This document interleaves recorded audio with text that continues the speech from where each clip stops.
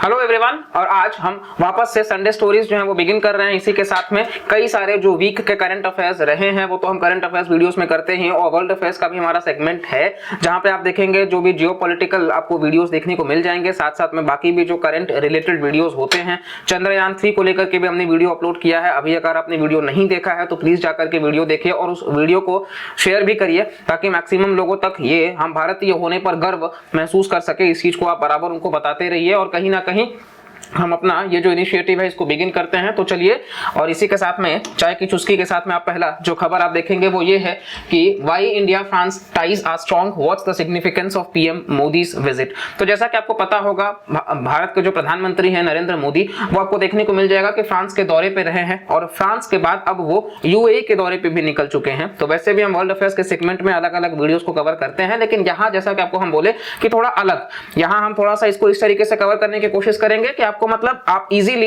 इसको चाय के चुस्की के साथ में मतलब आराम से ग्रैब कर सको। तो बेसिकली अगर हम देखें तो फ्रांस भारत का सबसे पुराना स्ट्रेटेजिक पार्टनर भी रहा है, और साथ साथ में अब आप देखेंगे तो कई सारे डायमेंशंस में भारत और फ्रांस जो है वो मिलकर के काम कर रहे हैं। फ्रांस वो मुल्क है जहां पे जब 1998 में न्यूक्लियर डिवाइस जब हम टेस्ट करते हैं सबसे पहले सफल होने में, तो उसी वक्त आप देखेंगे फ्रांस जो है वो कंट्री है जो सबसे पहले समर्थन देता है भारत को। इसी के साथ साथ में आप देखोगे तो यूपीआई जो पेमेंट सिस्टम है जो भारत में चलता है वो आपको देखने को मिल जाएगा कि फ्रांस का लायरा बेस्ड एक है, तो वो एनपीसीआई के साथ मिल करके काम कर रहे हैं। और यूरोप में पहला कोई कंट्री अगर है तो वो फ्रांस है जो इस चीज को बढ़ावा दे रहा है और यूपीआई वहां पर एप्लीकेबल हो जाएगा।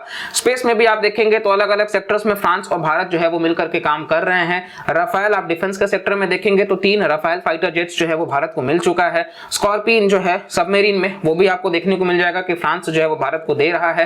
अगेन हम बहुत सारी बातों को कर ले तो मालाबार नेवल एक्सरसाइजेस में भी आपको देखने को मिल जाएगा कि ये जो India, Australia, USA, Japan, quad और मालाबार नेवल एक्सरसाइजेस में ये सारे नेशंस हैं। वहीं भारत और फ्रांस जो है वो वरुणा और तमाम प्रकार के आपको नेवल एक्सरसाइजेस, मिलिट्री एक्सरसाइजेस में देखने को मिल जाएगा। यानी कि भारत और फ्रांस के जो रिलेशंस है वो बहुत तेजी से बढ़ रहे हैं और ये अपने आप में बहुत ही बेहतर आपको देखने को मिल जाएगा। प्रधानमंत्री नरेंद्र मोदी को हाईएस्ट ऑर्डर भी मिला है, वहां का फ्रांस का जो अवार्ड है वो इनको दिया गया है। साथ साथ आप देखोगे तो कहीं ना कहीं काफी सारे मुद्दों पे भी बात किया गया है कि किस तरीके से हम 6G के ऊपर काम कर सकते हैं, एआई के ऊपर काम कर सकते हैं, तमाम प्रकार का जो टेक्नोलॉजी बढ़ रहा है उन चीजों पर भी हम काम कर सकते हैं। हेल्थ वगैरह से लेकर के, एजुकेशन से लेकर के, टूरिज्म से लेकर के, कल्चर से लेकर के, एवरीथिंग। तो इन चीजों पर बात करी गई है, ठीक है। इसी के साथ आप देखेंगे तो कहीं ना कहीं नेक्स्ट आपको देखने को मिल जाएगा इस प्रकार से ये दोनों ही लीडर्स। और हाल ही में एक चर्चा ये था कि कहीं ना कहीं जो यूरोपियन पार्लियामेंट है उन्होंने मणिपुर के केस में कहा कि मणिपुर जो है उसमें जो भारत में मतलब एट्रोसिटीज हो रहा है उसको बंद कर देना चाहिए, तमाम प्रकार की बातें। खैर अगेन उसके साथ थोड़ा सा खटास बढ़ गया है, लेकिन आप देखोगे तो यूरोपियन पार्लियामेंट कहीं ना कहीं इस चीज को जब बोलता है तो भारत की तरफ से भी यही प्रतिक्रिया आती है कि आप पहले अपने इंटरनल मैटर्स, क्योंकि फ्रांस में और स्वीडन में भी प्रोटेस्ट जो है वो जारी है। चलिए दूसरी तरफ हम देख लेते हैं भारत का जो एंगेजमेंट है वो यूक्रेन के साथ बढ़ा है, जो दिखाता है कि भारत जो है वो न्यूट्रल स्टांस के साथ में है कॉन्फ्लिक्ट में। अब देखेंगे आप तो कहीं ना कहीं भारत और रशिया तो हम हर समय मानते हैं कि रशिया का हम वोट हमेशा नहीं करते, एब्सटेन कर जाते हैं वोट करने में यूएन के काउंसिल में। तो क्या हम सिर्फ रशिया की तरफ झुके हुए हैं? क्या भारत आज नॉन अलाइंड नहीं है? तो ये चीज दर्शाता है कि किस प्रकार से हम यूक्रेन के साथ में भी हैं और यूक्रेन के साथ में भी हम रिश्तों को आगे बढ़ाने की कोशिश कर रहे हैं और विश्व भर में शांति की हम उम्मीद कर रहे हैं। इसी के साथ आप देखेंगे Yamuna recedes as Delhi struggles with water logging। तो जैसा कि आपको पता है हाल ही में जो नॉर्थ इंडिया है वो पूरा का पूरा वाटर लॉगिंग है, फ्लड है, रैम्पेंट लेवल पे डिस्ट्रक्शंस हो रहे हैं।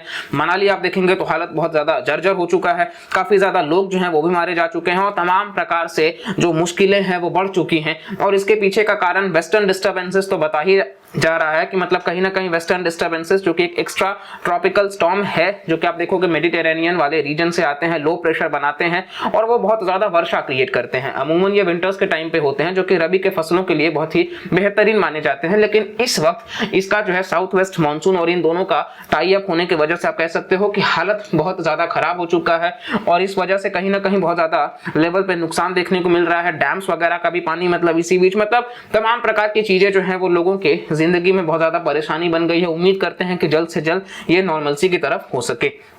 साथ साथ ये चंद्रयान 3 मिशन जो है वो भी आपने देखा कि सक्सेसफुल लॉन्च होने के बाद जो इसरो आप देखेंगे कहीं ना कहीं इसका जो हेडक्वार्टर्स बेंगलुरु में है, तो ये आपको देखने को मिल जाएगा कि बहुत ही उत्साहित हैं और तमाम जो भारतीय हैं सब बहुत ही ज्यादा एक नए जोश में है कि 23 अगस्त का आप सबको इंतजार होगा, क्योंकि ये वो दिन होगा जब तक हमको पता चल जाएगा कि इसरो ने वो रिमार्केबल काम करके दिखाया है जो दुनिया के किसी भी मुल्क ने नहीं कर सके हैं वो।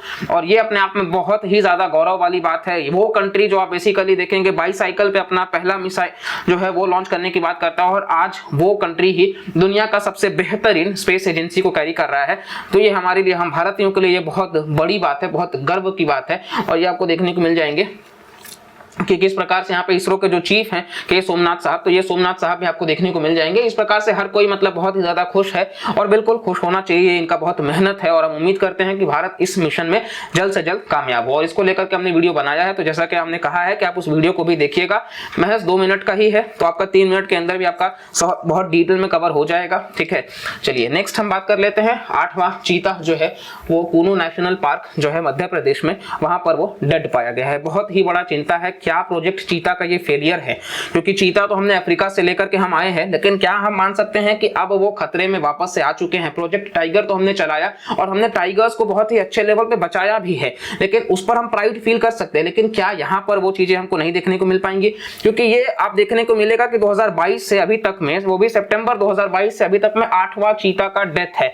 और ये बहुत बड़ा क्वेश्चन मार्क रेज करता है कि क्या उनके पास वो ग्रासलैंड्स नहीं मिल पा रहे हैं, या फिर जो फॉरेस्ट मैनेजमेंट है वो उस लेवल पे नहीं मतलब चीजों को रेस्क्यू कर पा रहे हैं। अब तमाम प्रकार की बातें हैं, क्या इनको खाना पीना, बहुत सारी बातें आती हैं। अब इसको लेकर के क्वेश्चंस रेज हो रहे हैं।